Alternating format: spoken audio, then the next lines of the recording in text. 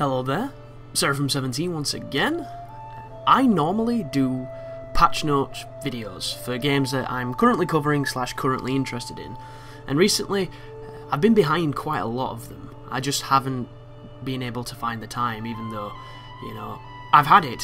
It's that weird thing, you know, you've been too busy doing other things to do other things, and thus, here I am right now, looking directly at the Witcher.com, because the most recent patch is coming through.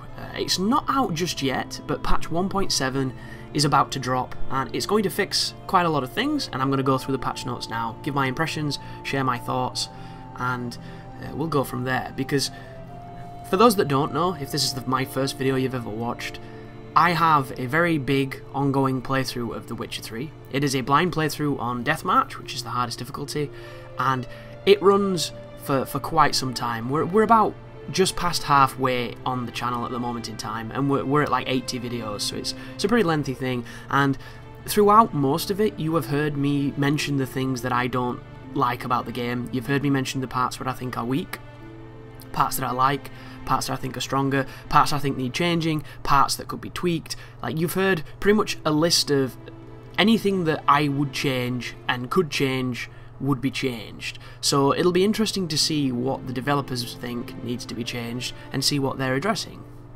So the very first one introduces an alternative movement style for Geralt to enable... hang on a second. To enable, go to the gameplay movement response submenu. Okay, so I don't know if this has been translated from Polish badly, but that sentence is kind of weird. But the first bit sounds great. An alternative movement style for Geralt. And I assume when they say movement and gameplay, I'm hoping they mean combat and just normal movement, which, here's what this says to me. They've realised that Geralt moving like he's wearing a diaper whenever he pulls his sword out is a bad thing. Because in Witcher 2, he didn't do that. He moved the same speed, and it enabled you to be so much more just dexterous and limber, and it was really fun.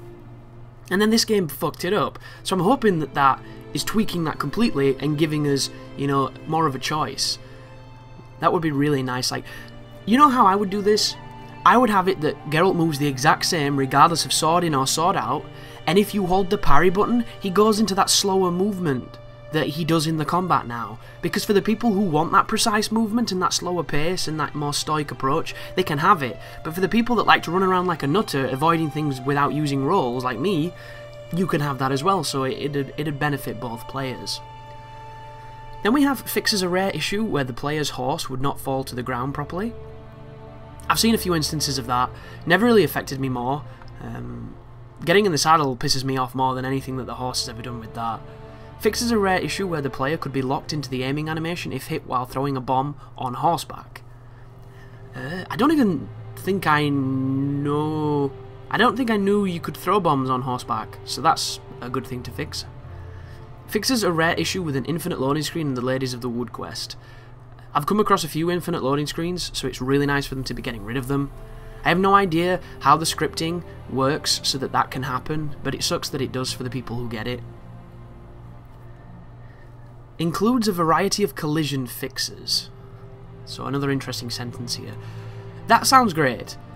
This is a very clippy game, and the place where you think it would be most clippy, which is on the horse, it isn't at all. It's Geralt who's a clippy bastard, so it's really nice that they're going in to try and streamline people's experiences. That's nothing but good news. Fixes an issue where players could repeatedly buy foreign currency from a loan shark and sell it at the Vivaldi Bank. So if you don't know, guys, there's a lot of using the economy at this moment in time to exploit certain sales to get lots of currency. These have been around forever, and the developers wanted the currency in this game to be rather stark and rather strict, which is why nothing sells for too much, and you really have to game the system to get anywhere even close to a profit. These systems that people have found, however, completely destroy that. And on the one hand, I understand why they're doing this, because they want the economy to be a stable place. They don't want it to be like Greece. But at the same time, I'm running around with like 30k, and there's nothing to buy. And I've had that money for a long time because there was nothing to buy then. And I looted everything in that game, and I never had to buy resources. Like, what do you spend money on in that game? I honestly couldn't tell you. And I did everything in it. Everything that could be done. Every quest, except for the one I failed in the playthrough, and the one where I lost a key, and everything else. Like, and I still had all that money, and I never felt like having money was an empowering position. However, the devs might know a lot more than me, and in fact do know a lot more than me, so maybe there is a way early on in the game to use currency to get stronger, or to effectively break the balance. And I would love to know what that is, and I would love to figure it out and share it with you guys, but as it stands, I just can't see it. But they're fixing it anyway. Fixes an exploit whereby players could loot gold from a single chest more than once. So this is like my RPG Maker days, where you could loot infinitely items out of opened chests. It's one of those things where it's a little bit of scripting that you have to put in, and if you forget to put it, you have a problem, so that's what they've done. Once again though, you're getting gold, and money in this game, not as important as other things, I don't think. Fixes an issue whereby some skills were not properly removed after the player used the potion of clearance. That is a problem, and that is a good thing to fix. Never had it myself, but just because I didn't have it doesn't mean you won't. Fixes an issue with target locking, which should now be more responsive. Oh, that is so good. That is wonderful news. That right there, that and the movement, if the movement does what I want it to, God bless you, CD Projekt Red. Just bless all of you. That is great. That is something that is so important that somehow slipped the net, and they've acknowledged it now, and they've made it better. So that could be great. I haven't tried it, so don't crucify me if it's just as bad, but they're saying it should be more responsive. And there are videos on YouTube right now of me knocking the analog like a builder, and it doesn't change who I'm targeting. So I know just how frustrating that can be, so I'm hoping it's better. Introduces a number of changes in selected game world areas to prevent players from unexpectedly progressing quests or leaving the playable area by climbing certain elements of the landscape. So, this is interesting. I didn't know you could unexpectedly progress a quest other than just running into an area that trips a cutscene. So that's a good thing that they've put that in. Leaving the playable area by climbing certain elements of landscape, does that mean that people are getting into Glitchland and out of the geometry? Or does that mean they're climbing up like castle walls like I did, where I just jumped like an idiot and we figured it out? So there could be a double-sided sword here. They're making the game more stable so that you can't accidentally put yourself in a bad spot, but also you can't do the type of shit that I did in my entire playthrough where it was like, I can't figure out how to get in here, so I'm going to go over the mountain. And it somehow worked. Which will be sad to see that go, because I love that kind of janky bullshit, as much as I mock it. Fixes an issue where sometimes players could not use signs after reaching Skellige for the first time. I did not know that was a thing, but I saw on Epic Name Bros playthrough, he couldn't change his signs when he was at Fyke Isle, and he was getting attacked by the Rot Fiends, and that was really, really weird. But it's good to see that they're getting rid of that, hopefully, in all areas. Maybe just not... well, maybe just Skellige. That would suck if it still happens in other places. Fixes an issue where damage from certain sources was incorrectly calculated. Ooh. Ooh. Okay. I wish they listed an example for this, because this is the type of stuff I'm very interested in. There are times when I played this game on the hardest difficulty where the damage felt right. There were other times where it felt weird and just bafflingly too high. And that's coming from somebody that's played a lot of games on the hardest difficulty who appreciates when something should hurt and when something shouldn't. There were certain parts that just didn't make sense at all. An example that comes to my mind was the section when you're with Kira Metz and you take on a golem. It's a boss, it's got a life bar. It's the first time you've seen one, and it's really shielded, it's really, you know, averse to your attacks, and you fight it, and it does good damage, but it's not too ridiculous unless it catches you in that cluster combo when it runs. And you kill it, you're like, wow, that was tougher than the normal stuff, we'll continue. And then in the next room there's a gargoyle. And a gargoyle is a common enemy in certain areas of the world. They're kind of hand in hand with golems, they show up about the same amount. But it didn't have a life bar, it wasn't technically classed as a boss, so the only thing I could think of at the time is I shouldn't have been there, and it was a higher level than me. But this thing could hit the ground, you didn't even have to be that close to it, and it would take out half your life, sometimes more.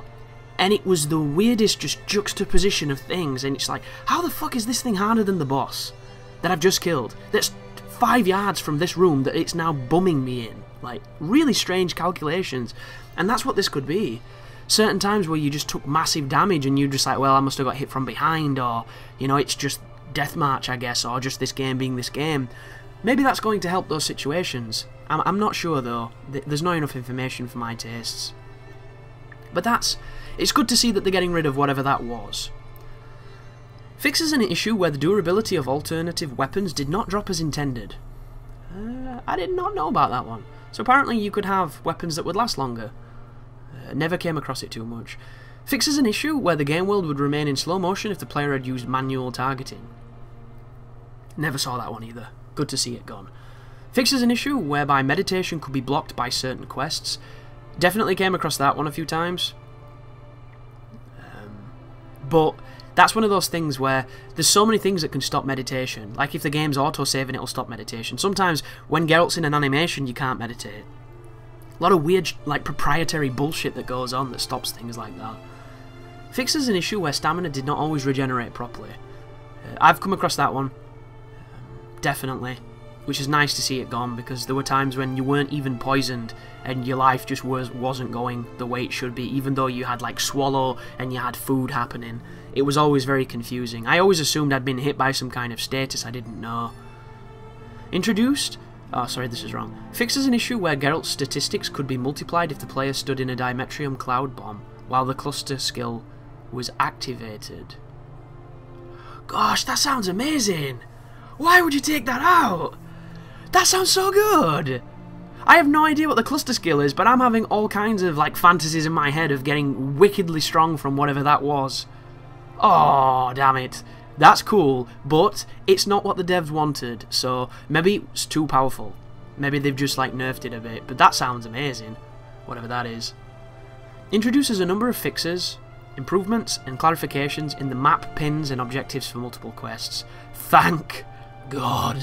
Thank anything, you know, thank Richard Dawkins. Richard Dawkins? That is one of the worst in the game, by far. The amount of times you run into a town and nothing pops up on your map and you're like, what is going on? Doesn't make any sense. You're looking for a blacksmith for 20 minutes and there's 10 in the city and you can't even find one. Really, really baffling stuff. That is a fantastic fix, and that's going to make people who pick the game up now have a much smoother and more enjoyable ride than a lot of us did at day one, and I'm happy that that's happened. Fixes an issue where in certain circumstances gravity ceased to apply to the player's horse. I have no idea what circumstance that was, but I wish I found it, because that sounds great. Adds a stash for player convenience. Players can now store loot in their stash, access to which is available in different parts of the world. Stash locations are marked on the map. Witcher 2, dude! Witcher fucking 2. Every inn in that game enabled you to have a stash where you could dump your shit. How did this game not have that? It doesn't make sense. It makes no sense, and as much as I want to scold them for it, they've fixed it. That is great. That is a welcome change. That's going to make people's lives so much easier, so much more convenient. None of that over-encompassed bullshit, never having to drop stuff you don't really want to drop. That is great. Fixes an issue whereby players' horse would often stop abruptly before bridges or on other narrow passages. That happened all the time. So many races, you're going to get to like a bridge and you just hit a brick wall of invisibility. It's really good that they've gone in and got rid of whatever that was. So I applaud that. Fixes an issue whereby encumbrance was not updating correctly, resulting in players being overburdened when in fact they were not. I think I came across this. There's a part of my playthrough where Geralt won't run, and I don't know why. And the entire time afterwards I'm thinking I didn't see the overburdened sign, but I wasn't overburdened. I watched the video back, and it was just one of those super confusing moments where the game was just being the game, and it could have literally been that. So that's really good that they're getting rid of it. Fixes a rare issue where players were unable to choose different signs. EMB all over that one. Fixes an issue where the player was sometimes unable to craft glyphs.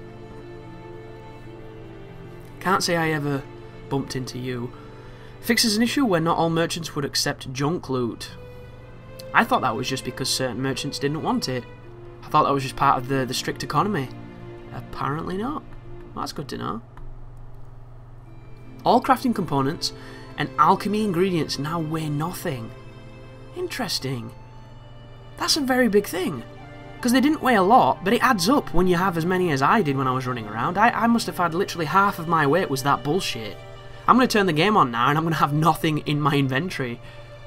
That is a really good change. Because superfluous items that do, like, tertiary things should never weigh anything in these kind of games. Not when you get them in this kind of bulk. Fixes an issue where instances of Quen sign would occasionally burst during dialogue scenes. I've heard of that one as well, because it makes a very loud noise, and the audio balancing leaves something to be desired at times. Fixes a rare issue where the player could not play Gwent with Madame Serenity at the Passiflora. Never had that. The Zoltan Gwent card should now always be present beneath the Hangman's Tree if the player does not win earlier in White Orchard. Okay, so this is a missable card, or it was, where I think it's the very first inn in White Orchard you go to, you can play cards. And you can win this card, or buy it. I think it's winning it. However, it kicks off in that inn when you're there, and then when you go back, it's a different innkeeper, and I don't think he has it. And it makes, obviously, getting all your complete deck almost impossible at that point. So they're putting something in to counteract that, which is really, really useful. Fixes a rare issue where players could not talk to or play Gwent with the innkeeper at the inn at the crossroads. That's something I've fallen into. I just thought it was, you know, maybe I couldn't do it anymore. Includes a number of wording and spelling fixes in multiple localized versions. So that could be anything. I only played the English localization, so no idea what the problems in the other ones were. But there's always going to be some kind of typo. There's too much text or not. Human error. Introduces a number of improvements in the game's streaming system. Players should experience fewer blurred textures. NPC spawn time should be markedly reduced, and there should be an overall improvement in the speed in which the game assets are loaded. Streaming systems improvement should be most noticeable on consoles and systems with non-SSD drives. So this is a massive thing, this, folks. I can't even count on my hands and my toes how many times I've said it's a problem in this game where I ran into Novigrad and everybody was just like fucking not there, or everything was barren, or you couldn't talk to people because you had to wait for the right assets to generate before you could even script them. That was such a problem. It could put you off the game at certain times. It really left a sour taste in your mouth, and they've fixed it. Hopefully they've made it better. However, there's still going to be instances where this happens, because nothing is perfect, and as much as they've made it better, like, the fucking load times, dude. Load times on this game are longer than Bloodborne, and Bloodborne got patched. I'm hoping when it says streaming's improved, that it's going to make the load times faster. However, there's no mention there, so I'm not too sure if it will. Maybe it'll just be, you can't kill a town by running into it too quickly. Improves performance in the swamps of No Man's Land region. So, that place the frame rate was up and down. Definitely noticed that. Hopefully it's smoother now. I wonder if there's anything else that happened there that I wasn't aware of. Didn't spend too much time in that particular region. Fixes an issue whereby the presence of fog could adversely affect the game performance. So obviously, atmospheric effects can be quite harsh on the old processor, and it was affecting the game. So they've reduced that, they've made it better, and hopefully that works a lot better. Optimizes various effects which should result in improved performance during the Battle of Kaer Morhen quest. That is a good idea, because that literally runs at like 12 frames per second on the Xbox One. Because there's too many clouds and crazy portals and crazy effects going off, and it kills the performance big time, but they've helped it, hopefully. Introduces a number of optimizations that improve overall performance throughout the game. That sounds great. That is definitely a good thing. Improves overall game performance. That is two different ways of saying the same thing. Maybe now that they've said it twice, it's twice as good. That'd be great. Fixes an issue where Kira's magic bubble could adversely affect performance. Once again, lots of particulars happening there. You know, bringing down that hardware. Fixes an issue whereby the mouse cursor would remain visible during in-game video playback. Never really had that problem because I didn't play it on PC, but I can understand the frustration of people that don't want to see the mouse cursor when you're playing, because it does put you off. It's one of those things, once you see it, you can't unsee it. So, that's a good thing. Adds a warning if the user runs out of disk space and he wants to create a new game save. Okay, well that's good, minus the typo. Fixes an issue whereby colorblind mode was not properly saved. Didn't even know there was a colorblind mode, but I'm glad there is, because, you know, some people are colorblind. Fixes an issue whereby Zoltan would sometimes appear in the incorrect location after Novigrad closed city quest. So that's a very eclectic thing to stumble into, and I never did, thankfully, but now it's fixed. Fixes an issue during the Last Wish quest whereby Geralt would continue his conversation with Yennefer after they parted. Interesting. Is that where you get on the boat without her? And you leave her behind like I did, and then you're talking to her over some distance? Best quest in the world. And it turns out the game wanted you to sit on the other end of the boat, and I didn't realise. That was a good day. Well, it's good. Nonetheless, fixes an issue where 2 simultaneous instances of some characters would appear in a scene in the Broken Flowers quest. Fixes an issue whereby some objectives were not available to the player and would be automatically failed during the Battle of Kaer Morhen quest. So that sounds rough, I'm glad they fixed that. Fixes an issue where in certain circumstances Lambert did not board the boat during the final trial quest. Yeah, we've all been there, only mine was with Yennefer. Fixes an issue where in certain plot circumstances Madame Serenity was improperly placed during the Deadly Plot quest. So that's just like the streamline in a lot of quests, it seems. Fixes an issue where the Fake Papers quest would be failed if the player did not mention that one of the brothers was dead. Wow, that's a rough one. I'm surprised I didn't get that. Fixes an issue whereby players would sometimes be unable to start the final horse race, the hero's pursuit for the goddess, Glory, in Skellige. I think I had that. I had a bit of fuss with certain horse races, so I've definitely felt the bane of that one. Fixes an issue where unintended objects were present in Novigrad after the Battle of Kaer Morhen. I wonder what that was. No idea. Fixes an issue where a progression break could occur if Geralt was knocked out by guards while following the Bloody Baron during the Family Matters quests. Interesting, progression break. I wonder if the speedrunners could have used that. I don't know if anybody can speedrun this game yet, but I wouldn't be surprised if they were already doing it. Fixes an issue where players were sometimes unable to interact with a torch in the Get Junior quest. No idea. Fixes an issue where the players could sometimes experience an infinite loading screen during the Iron Maiden quest. Fixes an issue where in certain circumstances player could encounter a blocker during the contract the Aperian Phantom quest. Players who have encountered the bug need to backtrack to the Frozen Hive and examine the footprints around it again. Interesting. So that seems like it's just killing the scripting in their game. So now that they fix that, they can go back and hopefully it'll allow them to progress. That sounds horrible. I'm glad they got rid of that one. So on a lot of these games changes here, guys, I'm just going to go through them because I don't really need to share an opinion because I don't really have one. I haven't seen a lot of these. I'll probably only mention the ones I have. Fixes an issue whereby the player can get locked inside a room during the Through Time and Space quest. Fixes an issue where on rare occasions players were unable to progress the game after Get Junior quest, specifically upon reaching Vernon Roche's camp. Fixes an issue whereby purchasing wine during the It Takes 3 to Tango quest would not always progress the quest properly. Fixes an issue where the In Wolf's Clothing quest did not progress properly after the player read Morgvarg's journal. Fixed an issue where on some rare occasions players were unable to interact with the Wild Hunt soldier's body during the Echoes of the Past quest. Fixes an issue whereby Kira would not always properly use the portal during the For the Advancement of Learning quest if asked to go to Kaer Morhen. Fixes an issue where the Scoia'tael from Novigrad was not always available to play in the Gwent quest. Shit, that guy's got a good card as well. Didn't he give you a Ciri? I can't remember. Fixes an issue where the player could get blocked inside a cellar during the King's Gambit quest. Fixes an issue where in certain situations the player was unable to find Trish during the Final Preparations quest. Fixes an issue where occasionally the Kingfisher's Tavern was left without an innkeeper after the Now or Never quest. Fixes an issue where Yennefer was spawned in Oxenfurt during the Great Escape quest. Fixes a rare issue where Captain Wolverston was not at the Golden Sturgeon when intended. Good, that could ruin that entire thing.